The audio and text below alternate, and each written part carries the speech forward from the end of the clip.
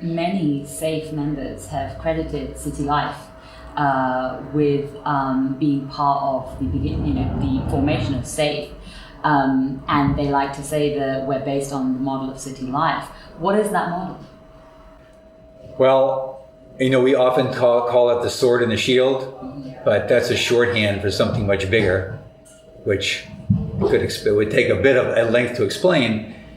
But the sword and the shield model is designed to link together individual casework that's really accountable and good. In other words, as we say in radical organizing, to handle the problem of the person walking through the door in a practical way that addresses their immediate needs.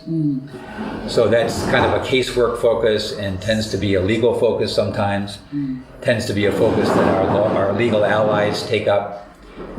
But that's the shield. But then the sword is public protest, public pressure, movement building. And the sword links cases together into common campaigns against common enemies, whether they be individual banks or all the banks or individual corporate landlords or all the corporate landlords, and tries to make common demands instead of just saying, let's take this case by case, let's make a common demand that will resolve all the cases. Let's adopt tactics and strategies in an individual case that will affect all the cases. And so that's a more of a movement building approach. So the sword and the shield strategy was an understanding that we needed to do both of those things at the same time. That there was no way to organize people who were directly affected by a crisis like foreclosure or displacement and not do casework, because otherwise you're asking people to join a movement at a moment of crisis in their life when they don't have the capacity to do that, or most people would not. And that's true of even our strongest organizers today. Our most well-known, photogenic, outspoken organizers were not that way when they came to us. They were silent and, and wanting to stay in the shadows, so to speak. And it takes a while for people to process their individual case, to get help in their individual case enough to say, okay, I get it, I'm coming out now, Right. And so we think that the sword and the shield kind of encompasses that duality. It also projects an understanding that this is a question of raw power, and that stopping displacement, cannot be an appeal to the morality of, housing is a human right. We say that too, and we believe it, and it informs our work. But you can't, you can't appeal to the morality of the other side. They don't really give a damn, But you can appeal to their bottom line. You can disrupt the functioning of their business enough that their business costs rise and that they're forced to deal with you.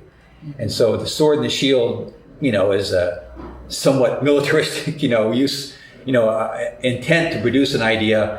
This is a real fight, and you need to get prepared for the fight. And to be in the fight means you need a sword and a shield, because they're going to get you if you don't have both.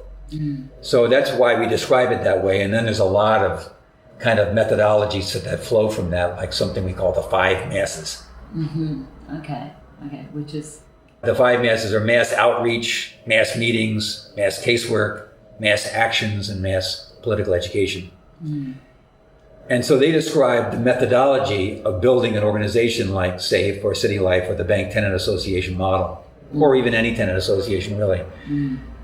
But you need to reach the people, mass outreach. You need to have some aggressive way of going out there. And in the foreclosure crisis, one of the ways that we built our movement was that we visited every single home in the Boston metropolitan area, at least in the working class neighborhoods that were scheduled for foreclosure.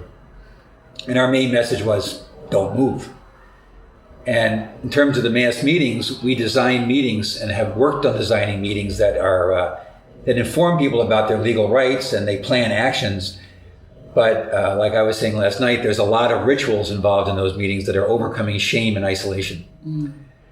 The mass casework is, as I described earlier, an attempt to have people understand that how we handle their case will be respectful of the individuality of their case, but will also be designed to build a much larger movement. Mass actions are our primary way of influencing the other side, mass actions of all kinds, from, relatively demure candlelight vigils to really aggressive eviction blockades and civil disobedience protests at the courthouse and things like that. And then mass political education is our understanding that everybody needs to understand the way the system is put together. There's no way to fight bank outrages or gentrification, displacement outrages without having a radical analysis of how the system works. We need to teach that because you don't get it anywhere else but from the movement. Most colleges don't teach that. So we have to teach it. Thank you. Excellent answers. Really enjoyed it.